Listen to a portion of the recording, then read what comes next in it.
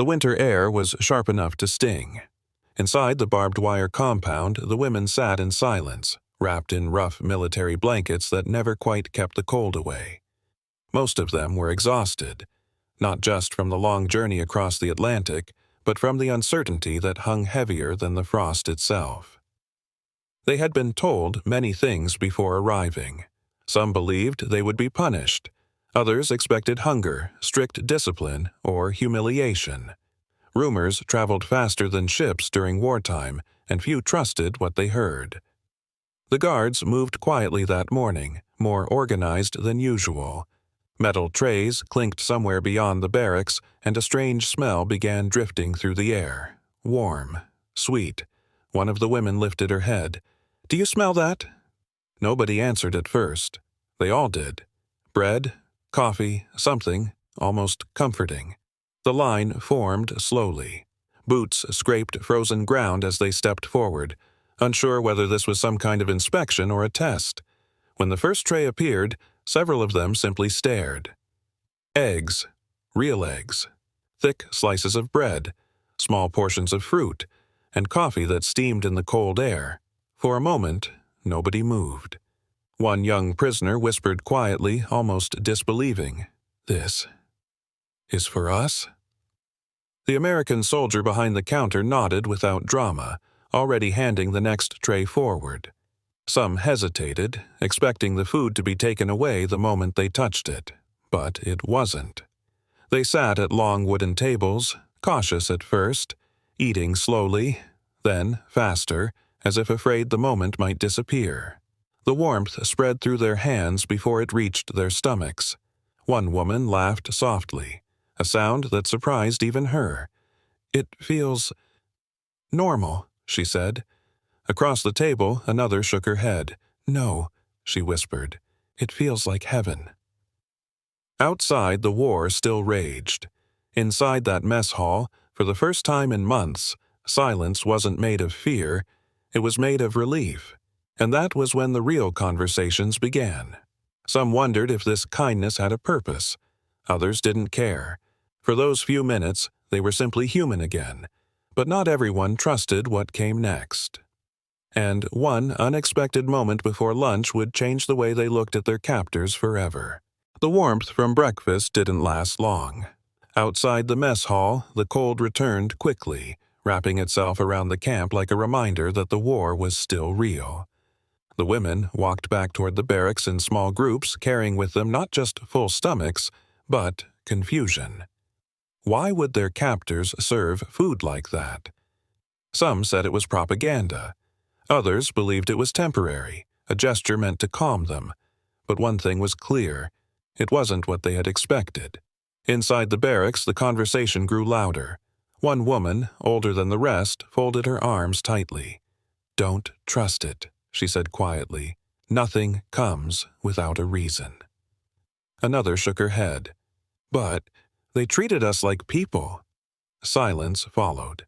That sentence felt dangerous to say out loud. Across the room, a young prisoner sat near the window, holding a small piece of bread she had saved. She stared at it as if trying to understand something bigger than the meal itself. She had spent months expecting punishment. Yet this morning felt strangely normal, almost peaceful. Later that afternoon, an American guard entered the barracks. Not shouting, not threatening. He simply placed a box near the door. Inside were blankets, real ones, thicker, warmer than the military-issued versions. No speech, no warning, just a quiet nod before leaving. The room stayed silent for several seconds after the door closed. Someone whispered, "Why would they do this?" No one answered. For the first time, fear wasn't the only emotion in the room. Curiosity had appeared. That evening, as lights dimmed and the camp settled into night, several of the women admitted something they had not dared to say before. They felt safer here than they had in weeks. But safety brought new questions. If this was how the Americans treated prisoners, what else had they been told that wasn't true? And the next morning, a small, unexpected gesture from a young soldier would make that question impossible to ignore. Night inside the camp was never truly quiet. Boots echoed somewhere outside, metal gates opened and closed in the distance, and the wind pushed against the wooden walls as if trying to get in. Most of the women pretended to sleep, but few actually did. Too many thoughts followed them into the dark. The next morning began like the one before. Cold air, long lines, the smell of food drifting through the camp. But this time the atmosphere felt different. Less fear, more watching. They noticed things they hadn't paid attention to before. The way the guards spoke calmly, how they waited instead of shouting, how nobody rushed them. At breakfast, one of the younger women dropped her spoon. It clattered loudly against the metal tray, drawing attention. She froze, expecting anger. Instead, a young American soldier bent down, picked it up, and quietly handed her another one. "No problem," he said softly. Just 2 words. But the table went silent. The woman stared at him, confused, almost embarrassed. She nodded without speaking, her hands shaking slightly as she returned to eating. After he walked away, someone whispered, "He talks to us like normal people." Another woman frowned, struggling with the idea. "That doesn't make sense," she muttered. "We were told—" She stopped mid-sentence, because suddenly nobody was sure what they had been told anymore. Later that day, while walking back toward the barracks, one of them noticed something unexpected near the fence. 2 American soldiers sharing cigarettes and laughing. Tired, ordinary, human, not monsters, not the enemy she had imagined for so long. She slowed her step, watching quietly. For the first time she felt something dangerous. Perspective.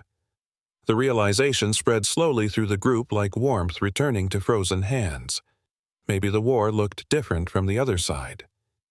That evening, the mood inside the barracks changed again. Conversations grew softer, more honest. Some admitted they felt relief. Others guilt for feeling it. One woman finally said what many were thinking. If this is the enemy, then what else have we misunderstood? No one had an answer, but everyone felt the shift. Because from that moment on, they weren't just surviving the camp anymore. They were beginning to see it through new eyes. And soon, a single letter arriving from home would change everything once again. The days inside the camp began to blend together. Cold mornings, quiet routines, long conversations that stretched late into the night. But something had changed. The tension that once lived in every movement slowly faded, replaced by something unexpected: reflection. One afternoon, a small stack of letters arrived. Some were from families.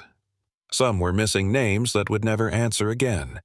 The barracks grew quiet as the women read in silence.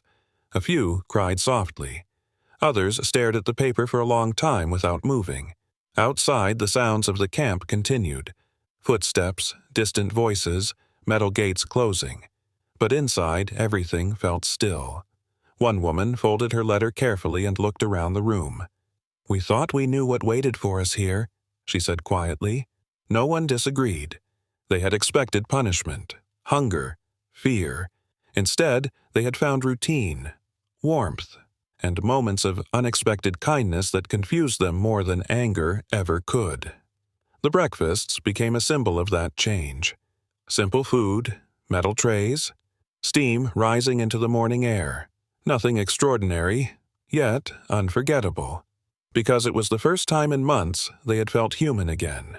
On one particular morning, as they sat together outside under the pale sun, one of the older women smiled faintly. "Remember the first day?" she asked. Several laughed softly, another nodded. "I thought it was heaven," she admitted, almost embarrassed. No one mocked her. They all understood. The camp wasn't freedom.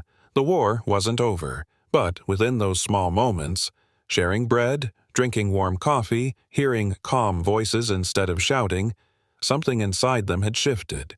They had seen the enemy face to face and discovered ordinary people on the other side. As time passed, many would leave the camp and return to lives forever changed.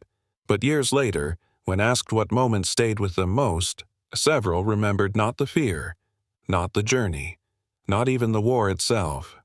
They remembered a quiet morning, a metal tray, the smell of coffee and cold air, and the feeling just for a moment, that the world might still hold kindness.